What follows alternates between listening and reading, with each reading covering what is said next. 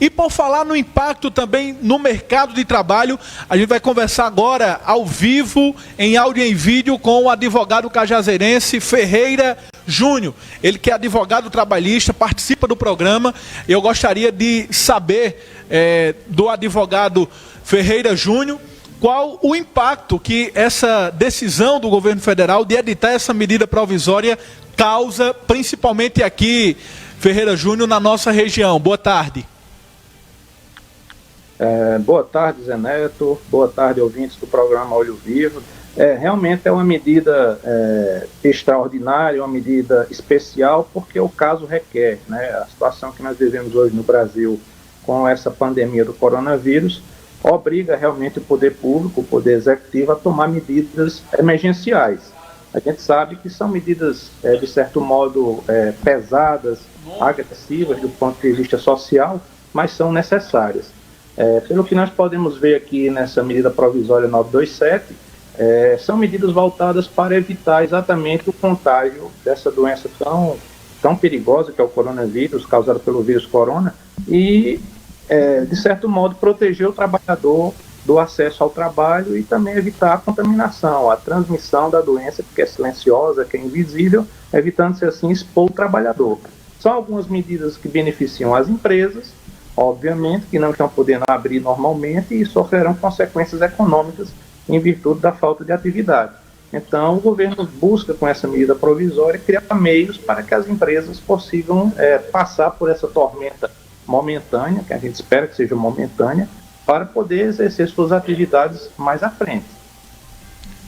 Ferreira Júnior, com relação ainda a essas medidas do governo federal, na opinião do advogado trabalhista Ferreira Júnior, elas beneficiam mais os empregadores do que propriamente os empregados nesse momento? De fato, Zé, as medidas, Zé Neto, as medidas foram voltadas realmente para o pequeno empresário, para os empresários de pequeno porte, ou aqueles médios empresários que precisam realmente de um fôlego, de um apoio. O trabalhador, enfim, ele poderá negociar com seu patrão algumas situações como antecipação de férias, férias coletivas, que são voltadas para todos os trabalhadores da empresa. E, basicamente, ainda não se discute aqui, nessa medida, aquela polêmica que foi criada em relação à redução de jornada sem pagamento de salário. Suspensão, no caso do contrato, por 4 meses e, possivelmente, o não pagamento de salários. Essa parte da medida provisória foi retirada pelo presidente da República, felizmente.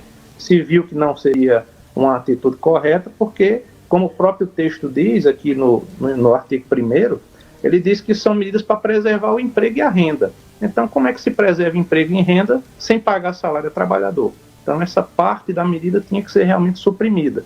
De certo modo, como você bem perguntou, a medida vai atender de imediato as empresas, sem dúvida nenhuma, para evitar que a empresa paralise suas atividades totalmente e fique sem funcionar, o que acarretaria, com certeza, em demissões.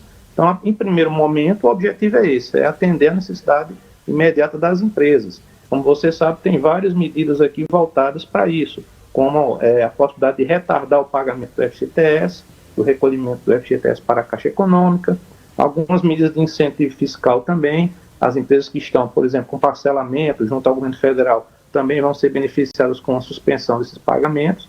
Enfim, várias formas de tentar amenizar as consequências que a pandemia do coronavírus está causando na economia brasileira.